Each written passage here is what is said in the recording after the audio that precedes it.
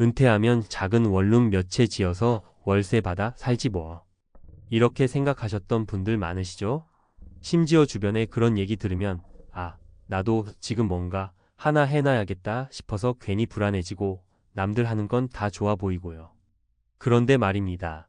진짜 중요한 건 지금 무엇을 하느냐보다 무엇을 알고 있느냐입니다.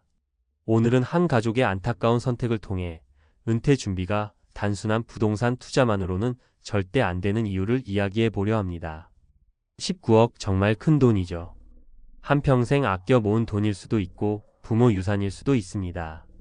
이 돈을 전부 다 털어 고덕에 원룸을 지은 한 가족. 그런데 결과는 참담했습니다. 그들은 왜 무너졌을까요? 1. 현실을 몰랐던 첫 번째 착각, 월세만 받아도 노후는 문제없다.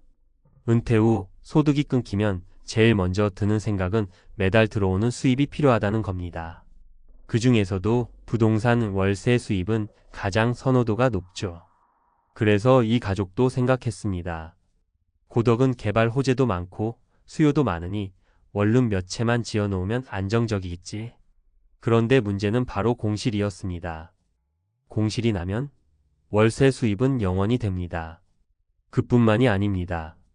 유지보수, 세금, 대출이자까지 매달 나가는데 수입은 끊기니 순식간에 마이너스로 전환된 겁니다. 사례 60세 김씨 부부의 고덕 원룸 실패. 김씨 부부는 퇴직금과 아파트 담보대출로 19억을 만들어 고덕에 5층짜리 원룸을 지었습니다.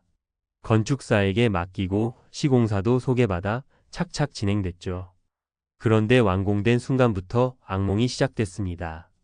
입주자는 반도 안 찾고 3개월 넘게 공실. 그런데도 은행 이자는 나가야 하고 엘리베이터 고장 수리비, 관리비까지 겹치면서 결국 건물을 팔기 시작했어요.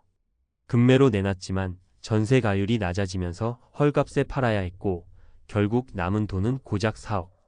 평생 모은 돈의 15밖에 안 남은 거죠. 2. 두 번째 착각, 퇴직 후에도 관리할 힘과 시간이 있을 거야. 부동산은 자동 수익이 아닙니다.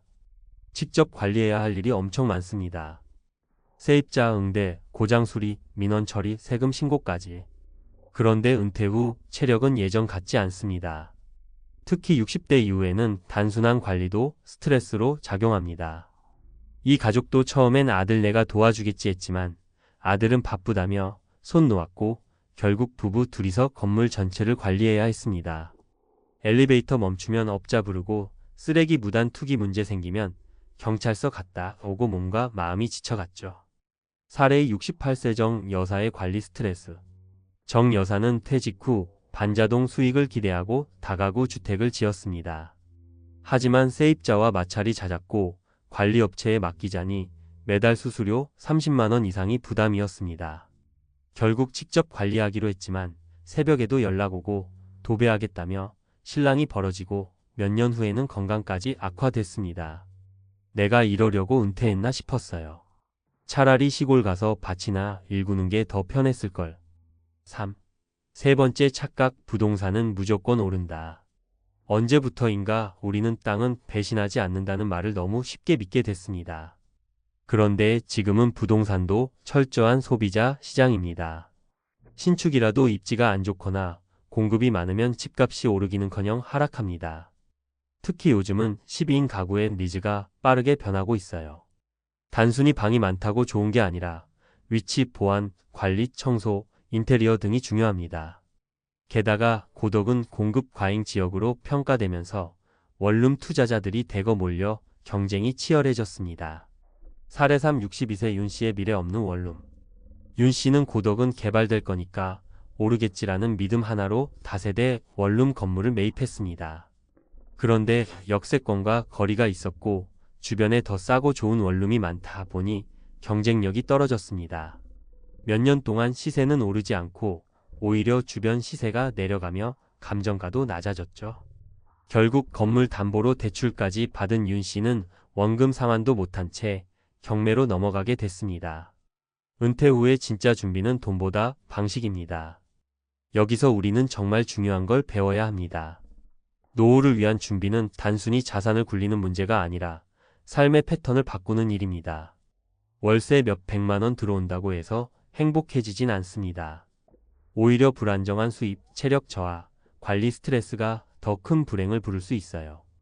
은퇴 후에는 적게 벌어도 안정적인 구조, 체력과 마음을 덜 쓰는 방식이 중요합니다. 그래서 요즘은 원룸 대신 작은 도시의 저렴한 집과 안정적인 연금, 그리고 가볍게 할 수 있는 소일거리나 온라인 수익을 준비하는 분들이 늘고 있어요. 마무리하며 당신의 은퇴는 어떤 모습인가요? 19억이 있어도 무너질 수 있고 월 200만 원으로도 행복할 수 있습니다. 핵심은 돈의 크기가 아니라 설계의 방향입니다. 은퇴는 끝이 아니라 다른 시작이기 때문에 당신에게 맞는 현실적인 은퇴 시나리오를 고민해야 할 때입니다. 혹시 지금 당신도 뭔가 불안해서 부동산 투자, 영끌 고민하고 계신가요?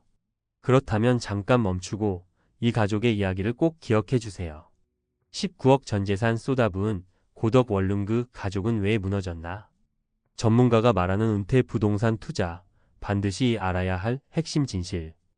은퇴 후 안정적인 소득을 원하는 분들 사이에서 소형 원룸 임대 사업은 오랫동안 인기 있는 전략이었습니다. 특히 퇴직금, 유산, 자산 매각 등을 통해 일정 규모의 목돈을 마련할 수 있는 은퇴 세대에게는 월세 수익이 곧 연금 대체 수입이라는 인식이 널리 퍼져 있습니다. 그러나 모든 부동산 투자에는 전제 조건이 있으며, 특히 노후 자산 설계에 부동산을 활용하는 경우에는 더 철저한 검토와 준비가 필요합니다. 지금부터 소개할 사례는 단순히 한 가족의 실패로 끝낼 이야기가 아닙니다.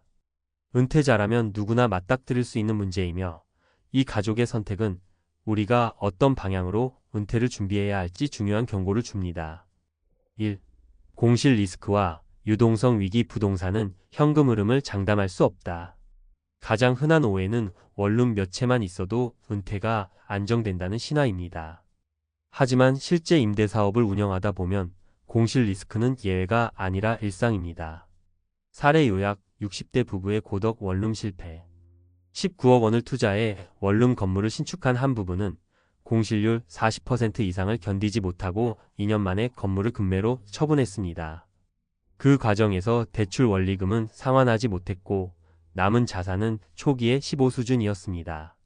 전문가 해설: 노후 자산의 핵심은 안정성과 예측 가능성입니다. 그러나 부동산 임대 수입은 지역 수요, 경쟁 건물, 학군, 교통, 일자리와 같은 외부 요인에 크게 좌우됩니다. 특히 원룸은 공급 과잉인 지역이 많고 젊은 세대의 주거 선호가 빠르게 바뀌기 때문에 공실은 언제든 발생할 수 있으며 현금 흐름이 불안정할 수밖에 없습니다. 2. 자산이 있어도 관리 역량이 없으면 실패한다. 노후 체력과 스트레스 고려. 부동산은 단순한 수익 자산이 아닙니다. 운영이 필수인 반사업형 자산입니다. 특히 노후에는 체력적 정신적 여유가 줄어들기 때문에 운영이 스트레스로 전환될 위험이 큽니다.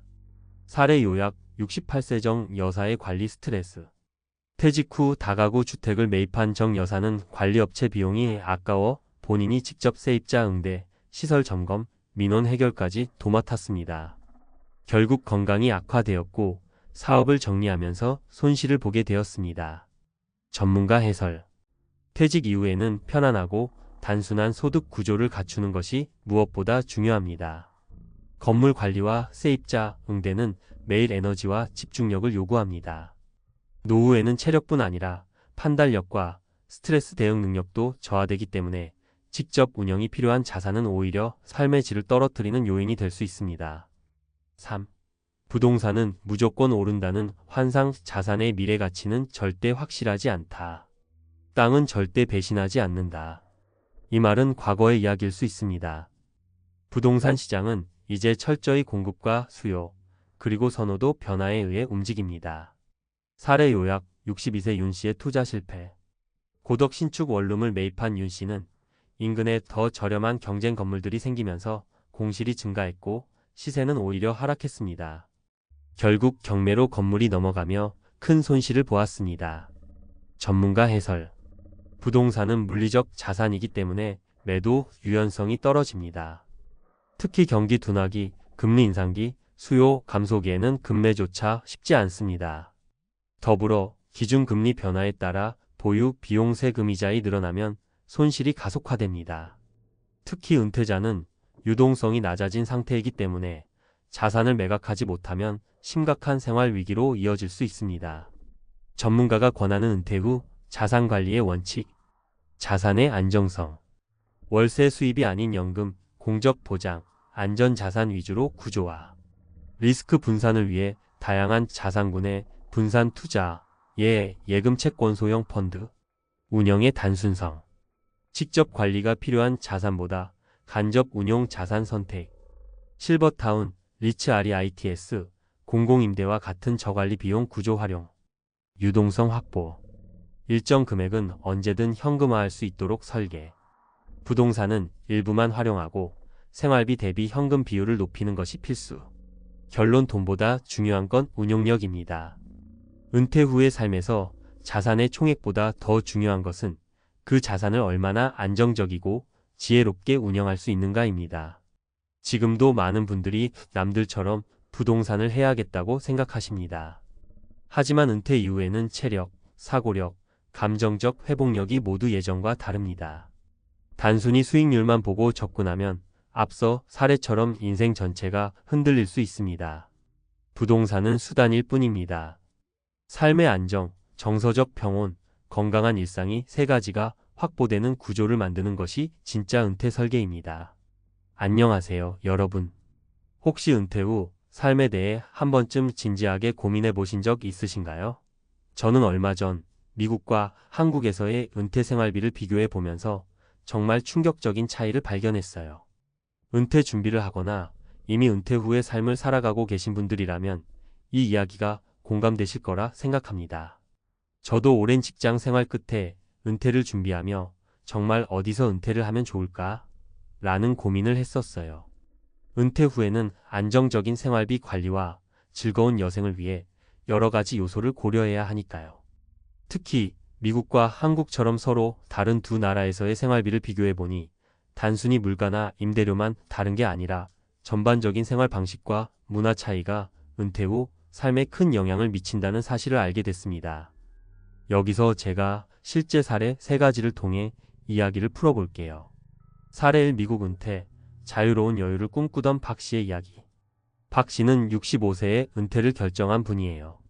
미국의 중서부 소도시에 살던 그는 평생 열심히 일한 덕에 어느 정도의 저축과 연금이 쌓여 있었죠. 미국에서의 생활비는 분명 한국에 비해 비싼 편이었어요. 하지만 박 씨는 넓은 주택과 자유로운 생활 환경, 그리고 다양한 여가 활동 덕분에 여유로운 은퇴 생활을 즐길 수 있었다고 해요. 예를 들어 박 씨는 주택 구입 비용이나 임대료가 한국보다 상당히 높았지만 미국에서는 주택 크기가 크고 마당도 있어서 가족이나 친구들을 초대해 바비큐 파티를 즐기곤 했습니다. 또 건강관리 비용도 초기에는 부담이 컸지만 보험 혜택과 다양한 커뮤니티 프로그램 덕분에 상대적으로 안정적인 생활을 할 수 있었다고 해요. 미국에서는 각종 문화행사나 커뮤니티 센터에서 진행하는 프로그램이 많아 은퇴 후에도 활발한 사회활동이 가능했습니다. 하지만 한 가지 단점은 물가가 높아 식료품이나 외식 비용이 꾸준히 부담스러웠다는 점이에요. 그래서 박 씨는 은퇴 후 재정 관리를 위해 필수 지출과 여유 지출을 꼼꼼히 구분하며 생활비를 절약하려 노력했습니다. 결국 미국에서의 은퇴 생활은 자유로움과 비용 부담 사이에서 균형을 찾는 과정이었다고 할 수 있습니다. 사례 2. 한국 은퇴, 따뜻한 동네에서의 소박한 행복을 누린 이 씨의 이야기. 반면 이 씨는 67세에 한국에서 은퇴 생활을 시작한 분입니다. 한국은 생활비 측면에서 미국보다 전반적으로 저렴한 편이에요. 이 씨는 작은 아파트에서 생활하며 주변 이웃들과의 정이 깊은 동네에서 살고 있습니다. 이 씨의 경우 생활비 중 가장 큰 비중을 차지하는 부분은 주거비였어요. 한국은 미국에 비해 부동산 가격이 지역에 따라 큰 차이를 보이지만 이 씨가 사는 동네는 비교적 저렴한 주거 비용과 함께 안전하고 친근한 분위기가 특징입니다. 또한 식료품이나 외식 비용도 미국보다 낮아서 은퇴 후에도 경제적 부담이 덜하다는 장점이 있었습니다. 게다가 한국에서는 건강보험 제도가 잘 되어 있어서 병원 방문이나 건강관리 비용이 미국보다 상대적으로 부담이 덜했습니다. 이 씨는 매주 동네 시장에 나가 신선한 재료를 직접 고르며 요리하는 것을 즐겼고 이웃들과 함께 작은 모임을 자주 가지며 소박하지만 행복한 일상을 보내고 있습니다. 은퇴 후에도 활발한 사회활동과 공동체 생활을 통해 정서적으로도 큰 만족감을 느끼고 있죠. 사례 3 두 나라의 매력을 동시에 느낀 정 씨의 비교 체험기. 정 씨는 은퇴 후 두 나라를 모두 경험해보고 싶은 마음에 일정 기간 미국과 한국에서 번갈아 생활해 본 분입니다. 정 씨는 66세의 은퇴 후 미국에서 1년 동안 생활하면서 박 씨와 비슷한 방식으로 여유로운 생활을 즐겼습니다. 미국에서는 넓은 주택과 다양한 문화활동 덕분에 인생 이막의 꿈 같은 자유를 만끽했죠. 그러나 동시에 미국에서의 생활비 부담, 특히 건강보험료와 고가의 식료품 비용 등으로 인해 경제적 스트레스를 경험하기도 했습니다. 그러다 정 씨는 한국으로 돌아와 생활하면서 한국의 따뜻한 공동체 문화와 저렴한 생활비에 매료되었습니다. 정 씨는 두 나라 모두 장단점이 있다며 미국에서는 넓은 생활 공간과 다양한 활동을 즐길 수 있지만 비용 관리가 필수적이라는 점, 한국에서는 경제적 부담이 덜하지만 때로는 자유로운 여가 활동의 폭이 제한적일 수 있다는 점을 강조했어요. 결국 정 씨는 자신에게 맞는 균형 잡힌 은퇴 생활을 위해 두 나라의 장점을 모두 취하는 하이브리드 라이프 스타일을 모색하기 시작했습니다. 두 나라의 은퇴 생활비 결론은 이처럼 미국과 한국의 은퇴 생활은 각각의 매력이 있으면서도 경제적 측면에서는 확실한 차이를 보입니다. 미국은 넓은 공간, 다양한 문화활동, 그리고 자유로운 라이프 스타일을 제공하는 반면 생활비가 상당히 높아 재정 관리가 중요합니다. 반면 한국은 전반적으로 생활비가 저렴하고 안전한 공동체 환경에서 소박한 행복을 누릴 수 있지만 때때로 문화나 여가 활동 면에서는 미국만큼의 다양성을 제공하지 못할 수도 있습니다. 은퇴 준비를 하시는 분들께 드리고 싶은 조언은 단순히 물가나 비용만 비교하는 것이 아니라 본인이 어떤 삶의 가치를 추구하는지 그리고 어떤 환경에서 더 행복한 삶을 살 수 있을지를 충분히 고려하라는 것입니다. 박 씨처럼 미국에서 자유로운 여유를 꿈꾸는 분들도 있고 이 씨처럼 따뜻한 동네와 소박한 행복을 선호하는 분들도 있을 테니까요. 또 정 씨처럼 두 나라의 장점을 모두 경험해보고 자신만의 최적의 은퇴 생활을 찾아가는 것도 좋은 방법입니다. 마지막으로 은퇴 후의 삶은 준비된 만큼 더 풍요롭고 만족스러울 수 있습니다. 지금부터라도 자신의 은퇴 생활에 대해 구체적으로 계획해 보시고 미국과 한국 각각의 장단점을 꼼꼼히 따져보며 미래를 설계해 보시길 바랍니다. 여러분의 은퇴 후 삶이 행복과 만족으로 가득 차길 진심으로 응원합니다. 여러분은 어느 쪽의 은퇴 생활에 더 매력을 느끼시나요? 댓글로 여러분의 생각과 고민을 공유해 주시면 저도 같이 이야기 나눠보고 싶어요. 감사합니다. 미국과 한국에서의 은퇴 생활비와 문화 차이에 대해 전문가의 시각에서 깊이 있게 살펴보려고 합니다. 평생 열심히 일해온 후, 은퇴 후 어떤 삶을 살아갈지 고민하는 분들이 많으실 텐데요. 저도 여러 인터뷰와 사례, 그리고 전문가들의 의견을 종합해보면서 어디서 어떻게 은퇴 생활을 준비해야 할까? 라는 질문에 대해 생각해 보았습니다. 이 글에서는 미국과 한국 두 나라에서의 은퇴 생활을 실제 경험 인터뷰와 다양한 사례를 통해 구체적으로 비교하고 재정 관리와 생활비 절감 전략, 그리고 문화 및 생활 방식의 차이를 심층 분석해 보겠습니다. 또한 재무와 의료 전문가의 조언과 앞으로의 경제 동향을 예측하는 내용까지 담아 여러분의 은퇴 준비와 미래 설계에 도움이 되고자 합니다. 1. 실제 경험 인터뷰 및 추가 사례. 실제 인터뷰 생생한 경험담. 최근 미국과 한국에서 은퇴 생활을 하고 계신 여러분들과 인터뷰를 진행했습니다. 미국에서는 한 인터뷰이가 넓은 주택과 다양한 여가 활동 덕분에 은퇴 후 자유로운 라이프 스타일을 누리고 있다며 물론 생활비가 만만치 않지만 자신에게 맞는 재정 관리와 보험 플랜 덕에 크게 걱정하지 않는다고 전했습니다. 반면 한국에 계신 또 다른 분은 동네 이웃들과의 정겨운 소통과 상대적으로 저렴한 생활비 덕분에 마음이 편안하다며 물론 문화적 다양성 면에서는 미국만큼 다양한 선택지를 갖기 어렵지만 정겨운 커뮤니티가 큰 위안이 된다고 말씀해 주셨어요. 다양한 사례의 도시와 농촌 그리고 그 사이. 위에서 소개한 두 인터뷰 외에도 도시와 농촌 혹은 다른 지역에서의 은퇴 생활 차이를 보여주는 다양한 사례를 살펴보았습니다. 도시형 은퇴 생활 서울 vs 뉴욕. 서울에 거주하는 은퇴자 김 씨는 주거비가 상대적으로 저렴하고 주변에 의료시설과 문화시설이 잘 갖춰져 있어 편리하다고 전했습니다. 반면 뉴욕에 거주하는 은퇴자 존 씨는 도시의 문화와 다양성은 매력적이지만 주거비와 생활비 부담이 상당하다며 두 도시의 장단점을 비교해 주었습니다. 농촌형 은퇴 생활 전라도 vs 미국 중서부. 전라도의 한 마을에서 은퇴한 이 씨는 작은 마을의 따뜻한 공동체와 저렴한 생활비 덕에 스트레스 없이 살아갈 수 있다고 말했습니다. 미국 중서부의 시골 지역에 거주하는 박 씨는 넓은 땅과 조용한 환경 덕분에 여유로운 삶을 누리지만 의료 서비스 접근성이 떨어지는 점이 아쉽다고 의견을 주셨습니다. 이처럼 지역에 따라 은퇴 생활의 모습은 천차만별입니다. 각자의 생활 환경과 가치관에 맞춰 준비하는 것이 중요하다는 점 다시 한번 강조하고 싶습니다. 2. 재정 계획과 생활비 절감 전략. 재정 관리 팁. 은퇴 후 가장 큰 고민 중 하나는 어떻게 하면 효율적으로 재정을 관리할 수 있을까입니다. 미국과 한국 모두 각기 다른 재정 관리 방식과 금융 시스템이 존재하는데요. 몇 가지 팁을 공유해 드리겠습니다. 예산 계획 세우기. 은퇴 전후로 예상되는 고정 비주거비, 의료비 등과 가변 피식비, 여가비 등을 세밀하게 계산해 보세요. 미국에서는 생활비가 높은 만큼 매달 일정 금액 이상은 저축하고 비상금 계좌를 따로 마련하는 것이 좋습니다. 투자와 저축 전략. 미국의 경우 연금이나 401k 플랜 같은 제도를 활용해 장기적인 재정 안정을 도모할 수 있습니다.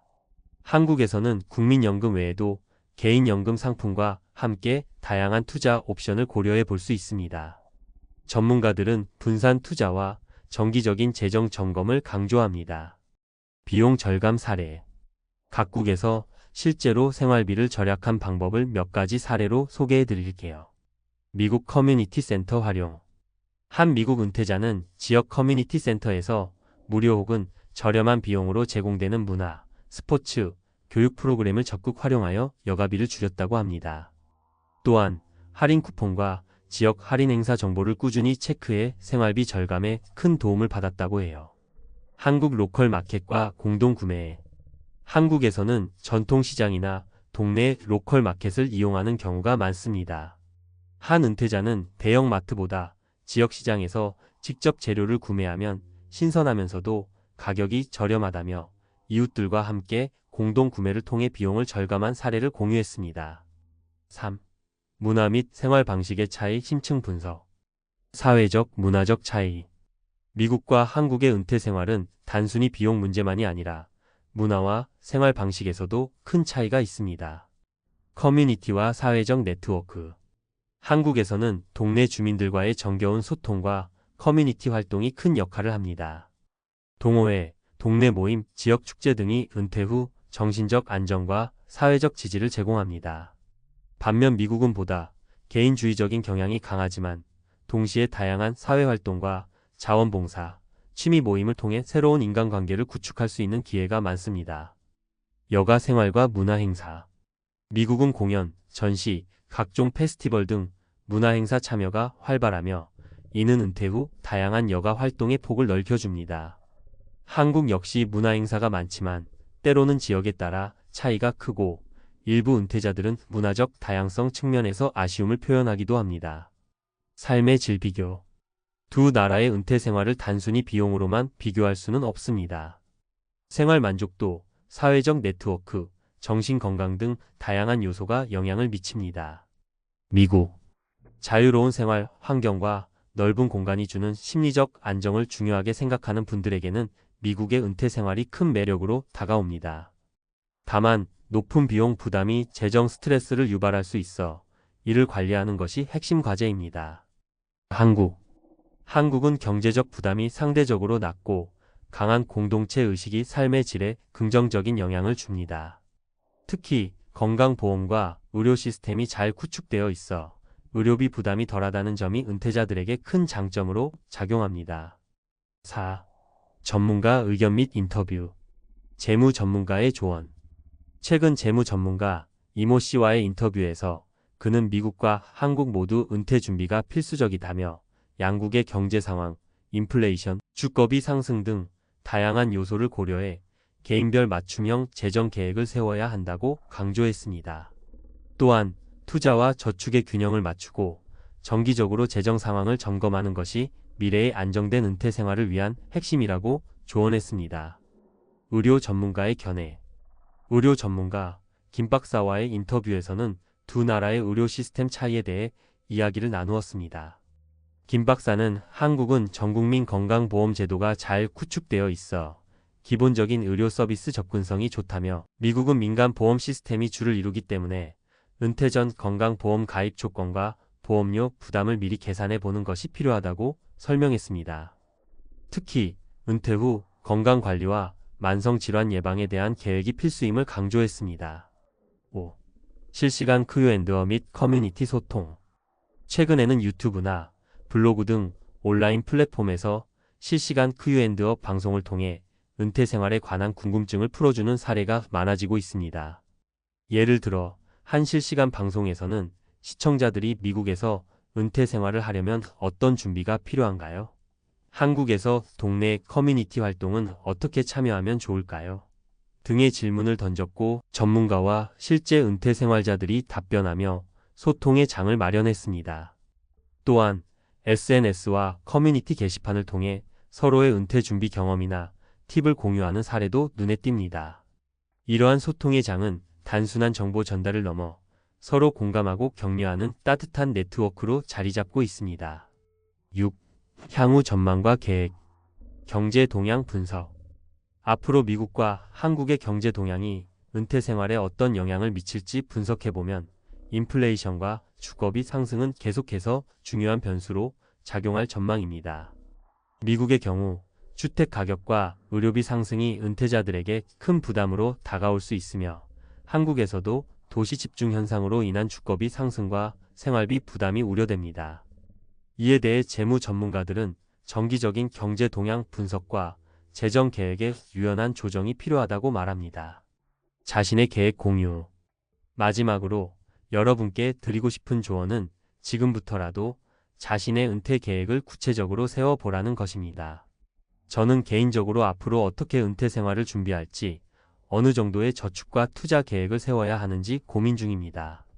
여러분도 자신만의 목표와 계획을 공유해 보시고 커뮤니티나 SNS를 통해 서로의 경험을 나누면 큰 도움이 될 것이라 믿습니다. 마치며 오늘은 미국과 한국에서의 은퇴 생활비와 문화 차이를 중심으로 실제 경험, 재정 관리 팁, 문화 분석, 전문가 인터뷰, 그리고 향후 전망까지 다각도로 살펴보았습니다. 은퇴 후의 삶은 단순히 경제적인 측면뿐 아니라 정서적 안정과 사회적 네트워크, 그리고 건강관리 등 여러 요소가 복합적으로 작용하는 문제입니다. 각자의 가치관과 생활 환경에 맞는 은퇴 준비와 계획을 세우는 것이 무엇보다 중요합니다. 여러분도 이 글을 통해 다양한 관점에서 은퇴 후의 삶을 재점검하고 앞으로의 계획에 큰 도움이 되시길 바랍니다. 앞으로도 실시간 Q&A, 커뮤니티 소통, 그리고 다양한 인터뷰 콘텐츠를 통해 여러분과 함께 정보를 공유하고 서로 격려하는 시간을 계속 가져가고 싶습니다. 여러분은 미국과 한국 중 어디에서의 은퇴 생활에 더 매력을 느끼시나요? 또는 각 나라에서의 생활비 절감이나 재정 관리에 대해 궁금한 점이 있으신가요? 댓글이나 SNS로 여러분의 생각을 자유롭게 공유해 주세요. 함께 이야기 나누며 모두에게 풍요롭고 안정된 은퇴 생활이 찾아지길 진심으로 응원합니다. 나처럼 살면 안 돼요. 평생 교육자로 산 사람도 은퇴 후에는 이렇게 무너질 수 있다는 걸 꼭 전하고 싶었어요. 70세 전직 고등학교 교장 선생님이 눈시울을 붉히며 남긴 말입니다. 30년 넘게 학생들을 가르치며 존경받던 분이었습니다. 정년퇴직 때 받은 퇴직금은 약 4억 5천만 원. 국민연금, 사학연금도 매달 250만 원 정도 나와서 비교적 안정적인 노후를 보내실 수 있는 분이었죠. 하지만 남는 돈으로 월세 수익 좀 만들어야겠다는 생각이 그분의 인생을 완전히 바꿔버렸습니다. 부동산 투자라고 하기엔 생소한 지식산업센터라는 곳에 발을 들이게 된 겁니다. 처음엔 수익형 부동산이라 하니 믿을만 했죠. 설명회에서는 연 6% 수익률 보장, 입주 기업 완비, 대출 걱정 같은 말들이 쏟아졌습니다. 하지만 결과는 월세는커녕 공실, 관리비 폭탄, 대출 연체까지. 결국 지식산업센터를 매각했지만 손에 쥔 건 마이너스 통장과 은행 채무증명서 뿐이었습니다. 이 이야기는 일부 사람만의 이야기가 아닙니다. 조용히 파산해가는 은퇴자들이 지금도 너무나 많습니다. 왜 지식산업센터가 은퇴자들에게 위험할까? 1. 수익형 부동산이라는 이름에 속는다. 지식산업센터는 쉽게 말해 공장형 오피스텔입니다. 창업기업, 벤처회사, IT 스타트업 등이 들어가는 공간이라 하죠. 문제는 입주 수요가 예측보다 훨씬 적고 공실률이 높다는 겁니다. 특히 수도권 외곽에 지어진 지산지식산업센터는 입주율이 3,050%를 넘지 못합니다. 하지만 설명회에서는 무조건 100% 임대 완료 예정, 연 68% 수익률이라며 포장하죠. 은퇴자는 정기적인 임대 수익이 절실하다 보니 이런 말에 혹할 수밖에 없습니다. 2. 실제 수익보다 지출이 더 크다. 지사는 일반 상가와는 다르게 관리비가 굉장히 높습니다. 엘리베이터, 공용 전기세, 냉난방비 등으로 인해 월 2,040만 원이 관리비로 나가는데 문제는 세입자가 없으면 이걸 고스란히 건물주가 떠안게 된다는 점입니다. 거기다 임대료도 시세보다 싸게 내줘야 간신히 임대가 되는데 세금과 대출이자를 빼면 남는 게 거의 없습니다. 3. 대출을 유도한다. 대출 70%까지 지원됩니다. 실제로 들어가는 돈은 1억도 안 됩니다. 이런 식으로 투자 심리를 자극합니다.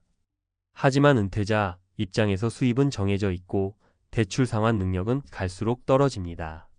임대료가 안 나오면 대출이자조차 감당이 안 돼서 결국 파산하거나 경매로 넘어가는 경우가 많습니다. 실제 사례 3가지 은퇴 후 지식산업센터 투자 실패. 사례 60세 전직 은행원 10억 날리고 건강까지 무너졌어요. 김태식 씨가 겪는 대형 은행 지점장 출신입니다. 은퇴 후 퇴직금과 기존 저축을 합쳐 10억 원 가까이 보유했죠.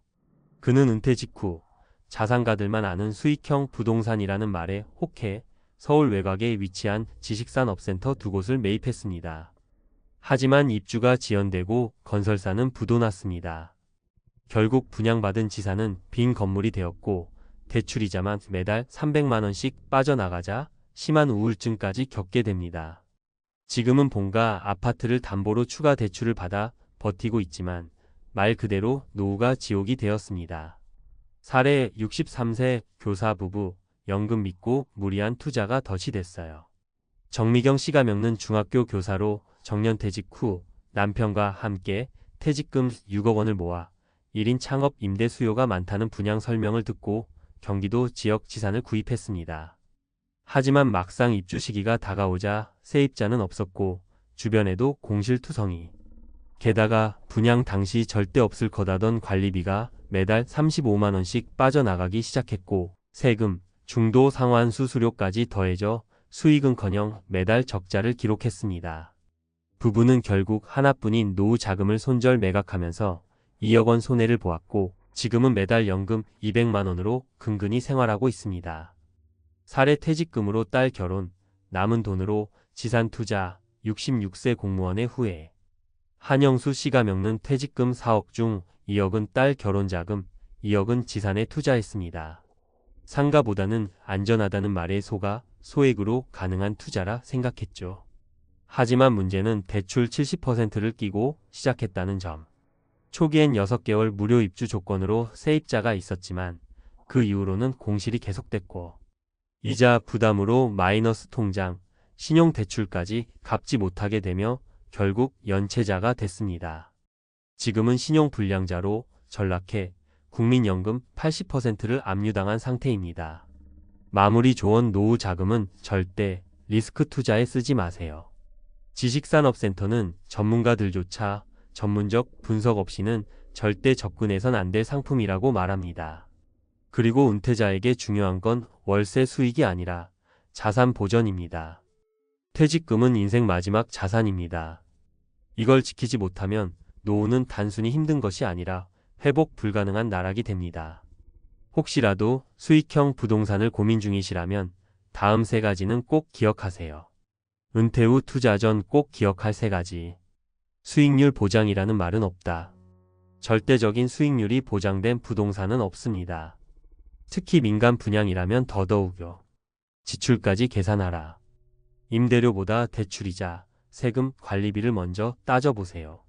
투자보다 생존이 우선이다. 노후에 가장 중요한 건 수익이 아닌 안정입니다. 전문가 시각에서 본 은퇴자의 투자 실패 지식산업센터. 왜 은퇴자에게 위험한가? 서론 은퇴 후 자산 운영. 왜 더 신중해야 하는가? 은퇴 후 자산은 단순한 투자 자금이 아닙니다. 이는 대부분의 은퇴자에게 소득 재원이자 생애 마지막 자산입니다. 따라서 이 자금을 운용할 때는 일반 투자자보다 더 보수적인 기준과 리스크 관리를 필요로 합니다. 하지만 최근 몇 년 사이 은퇴자들 사이에서 지식산업센터 지산 투자 열풍이 불고 있습니다. 문제는 이 투자처가 수익형 부동산이라는 이름으로 포장된 고위험 자산이라는 점입니다. 지식산업센터란? 지식산업센터는 정부가 벤처 중소기업 육성을 위해 시작한 산업단지형 오피스입니다. 초기에는 산업 집적화를 위한 공간으로 기획되었으나 최근에는 일반 개인 투자자에게도 분양되며 사실상 수익형 부동산으로 마케팅되고 있습니다. 주요 특징: 사무실 창고 기능을 겸하는 복합시설, 일부 세제 혜택 존재, 취득세 감면 등 수익형으로 포장되어 일반 분양 활성화. 은퇴자에게 지식산업센터가 위험한 3가지 이유. 1. 공실률이 높다. 지식산업센터는 입주 기업의 수요가 적정 수준에 미치지 못할 경우 장기간 공실이 발생할 수 있습니다. 특히 수도권 외곽이나 교통 불편 지역에 위치한 지산일수록 실제 수요는 설명회에서 제시하는 수요 예측과 괴리가 큽니다. 예 수도권 외곽 지산 공실률 3050% 기록 사례 다수. 2. 수익률은 불확실하고 고정비는 높다. 설명회 등에서 흔히 말하는 연 68% 수익률 보장은 대부분 입주 보장 계약 또는 유사 사기성 조건부 프로모션입니다. 반면 실제 투자 후에는 다음과 같은 비용이 고정적으로 발생합니다. 고정비용 항목. 대출이자. 대부분 분양가는 대출 6,070%를 유도. 관리비 월 평균 2,040만원 엘리베이터, 공조 설비 등 포함. 세금 재산세, 종합소득세, 임대소득세 등. 기타 비용 공실기간 중 유지비 및 수리비. 공실이 발생할 경우 고정비만으로도 매달 수십만원의 적자가 누적됨. 3. 대부분 레버리지 기반 투자이며 상환 리스크 크다. 지산 투자는 대출을 끼고 이루어지는 경우가 많습니다. 은퇴자의 경우 고정소득이 없기 때문에 임대 수익이 불안정할 경우 곧바로 연체 및 신용위기로 연결됩니다. 은퇴자 어시 60세 대출금 3억, 지산 공실 8개월 국민연금 압류 사례 발생. 실제 은퇴자 사례 요약 전문가적 관점. 이름 가명 직업 투자 금액 결과. 김호호 60세 전직 은행원 10억 원 건설사 부도 대출 연체 및 우울증. 정호호 63세 퇴직 교사 부부 6억 원 공실 지속 손절 매각 후 손실 2억. 한호호 66세 전직 공무원 2억 원 대출월세 미지급 신용불량자 전락. 전문가 조언 은퇴자 투자 시 고려사항. 1. 수익형 부동산은 안정자산이 아니다. 지산, 오피스텔, 상가 등은 절대로 안정적인 자산이 아닙니다. 특히 입주 수요가 유동적인 자산군은 경기 영향과 공실 리스크가 큽니다. 2. 퇴직금연금은 생존 자금으로 간주해야 한다. 퇴직 후 투자 가능한 자금은 잃어도 생활이 유지되는 여유 자금이어야 합니다. 퇴직금을 레버리지 기반 투자에 사용하는 것은 극히 위험합니다. 3. 보장 수익률 문구는 투자 설명의 과장일 가능성 높음. 수익 보장이라는 문구는 현행 법상 금지되어 있는 표현입니다. 해당 표현을 사용하는 분양사는 공정거래위의 제재 대상이 될 수 있음을 인식해야 합니다. 4. 부동산 투자 시 반드시 체크할 것들. 체크리스트 확인 항목. 입주일책은 6개월 기준 입주일 및 퇴거율 확인. 공실률 지역 평균 공실률 비교. 관리비 실지불 기준 명세서 확인. 대출 조건 이자율, 거치기간, 중도 상환 수수료 등 명확히 확인. 수익 계산세 후 순수익 기준으로 투자 수익률 산정. 결론 은퇴자에게 지산 투자는 위험한 선택입니다. 지식산업센터는 일정 조건 하에서는 수익을 낼 수도 있지만 그 위험성과 수익 변동성이 크기 때문에 은퇴자의 자산 운용 대상으로는 매우 부적합합니다. 은퇴자의 재정 전략은 다음의 3원칙을 따라야 합니다. 원금 보전, 현금 흐름의 안정성, 장기 생존 가능성 확보. 은퇴자는 투자가 아닌 자산 보호의 시기에 있는 만큼 전문가의 충분한 분석 없이 지상과 같은 고위험 자산에 접근하는 것은 반드시 피해야 합니다. 10억 없으면 은퇴도 꿈꾸지 마라. 노후의 잔인한 진실. 야, 요즘 은퇴하려면 10억은 있어야 한대. 어느 날 지인이 던진 이 한마디에 나는 멍해졌다. 10억? 내 통장에 있는 돈을 다 합쳐도 그런 숫자는 본 적이 없다. 언제부턴가 뉴스든 유튜브든 심지어 커뮤니티에서도 10억 없는 은퇴는 비참하다는 이야기가 자주 들린다. 하지만 이게 단순히 불안감을 조장하는 말일까? 아니면 정말 뼈아픈 현실일까? 우리가 알아야 할 건 금액 자체가 아니라 그 속에 숨은 삶의 구조다. 정말 노후에 10억이 필요한 걸까? 그렇다면 10억이 없는 사람들은 전부 불행하게 늙어가는 걸까? 오늘은 이 질문에 대해 현실적인 시선으로 그리고 3가지 사례를 통해 진짜 이야기를 해보려 한다. 1. 매달 200만 원만 있으면 돼요. 65세 자영업 은퇴자 김현수 씨 사례. 김현수 씨는 평생을 철물점 운영하며 살았다. 큰 돈을 벌지는 못했지만 퇴직 전에 점포를 정리하고 작은 아파트 한 채를 남겼다. 현금 자산은 고작 8천만 원 남짓? 하지만 김 씨는 매달 국민연금과 소규모 임대 수익으로 18만 200만 원의 고정 수입을 만든다. 그는 말한다. 나는 돈이 많은 게 아니라 고정 지출을 줄였어요. 외식도 줄이고 병원비는 실손보험으로 커버하고요. 난 아직 행복해요. 친구들과 조용히 지내는 지금이 더 좋습니다. 결국 얼마를 갖고 있느냐보다 매달 얼마가 나가고 들어오느냐가 중요하다는 얘기다. 10억이 없더라도 매달 꾸준히 쓸 수 있는 수입 구조를 만들면 충분히 가능하다는 걸 보여주는 사례다. 2. 10억이 있었지만 3년 만에 절반 날렸어요. 60세 대기업 퇴직자 박정민 씨 사례.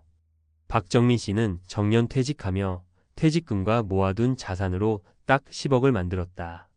그는 이제 진짜 인생 즐겨야지라는 마음으로 캠핑카를 사고 해외여행을 다니고 고급 골프장에 출입했다.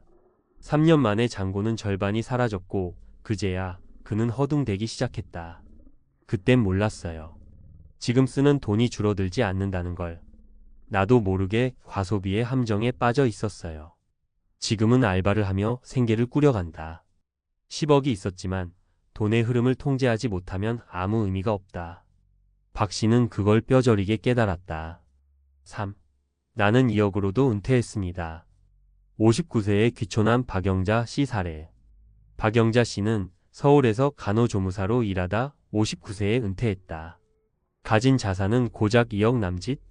하지만 그녀는 스스로 적게 쓰고 스스로 해결하는 삶을 택했다. 강원도 작은 시골 마을에 집을 짓고 마당에는 채소밭, 마루에는 고양이 2마리. 생활비는 한 달에 8만 100만 원이면 충분하다. 직접 키운 채소로 밥 짓고 이웃과 반찬 나누고 유튜브로 시골 일상 브이로그도 올리며 소소하게 용돈벌이도 한다. 그녀의 말. 돈 없이도 마음이 풍요로울 수 있어요. 중요한 건 내가 원하는 삶이 무엇이냐예요. 이 사례는 10억이란 숫자보다 삶의 우선순위가 더 중요하다는 사실을 알려준다. 그럼 도대체 왜 10억이란 말이 나오는 걸까? 실제로 금융권이나 언론에서 말하는 노후 자금 10억은 다음과 같은 계산에서 나왔다고 한다. 은퇴 후 기대 수명 약 30년. 월 생활비 250만 원, 12개월 30년 약 9억. 여기에 의료비, 예비비까지 더하면 10억 정도라는 이야기다. 그런데 여기서 중요한 건 이 계산이 현역 시절 소비 습관을 그대로 유지할 경우라는 점이다. 즉, 은퇴 후 소비 패턴을 바꾸면 이 금액은 얼마든지 줄일 수 있다. 결국 핵심은 돈의 액수가 아니다. 은퇴 후 삶에서 진짜 중요한 건 다음 세 가지다. 지속 가능한 월 수입 구조가 있는가? 연금이든 임대 수익이든 꾸준히 들어오는 돈이 있다면 현금 흐름이 생긴다. 그게 곧 삶의 안정이다. 소비를 통제할 수 있는가? 무계획한 소비는 어떤 자산도 단숨에 무너뜨린다. 은퇴 후엔 적당히 쓰는 능력이 가장 강력한 자산이다. 내가 원하는 삶의 형태는 무엇인가? 누군가는 매달 300만 원으로도 만족하고 누군가는 500만 원도 모자라다. 결국 중요한 건 내 삶의 기준을 아는 것이다. 결론 10억이 없어도 괜찮습니다. 10억 없으면 은퇴도 꿈꾸지 마라는 말은 사실 우리의 불안 심리를 자극하는 마케팅에 가깝다. 실제 사례들을 보면 2억으로도 만족하며 살아가는 사람이 있고 10억이 있어도 불안한 사람이 있다.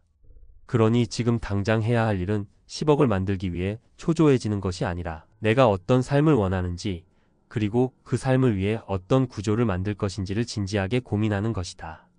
당신의 은퇴 금액이 아니라 방향이 중요하다. 불안보다는 설계를, 조급함보다는 전략을 선택하자. 그것이 노후의 잔인한 진실을 이기는 가장 확실한 방법이다. 10억이 없다고 포기하지 마라. 당신의 노후를 지킬 세 가지 설계 전략. 그래도 난 10억은 못 모을 것 같아. 그냥 포기해야 하나?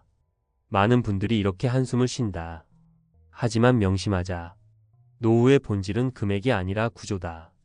지금부터 말씀드릴 세 가지 전략은 실제로 자산이 많지 않아도 은퇴 후 삶을 안정적으로 때론 더 행복하게 살아갈 수 있는 현실적인 설계법이다.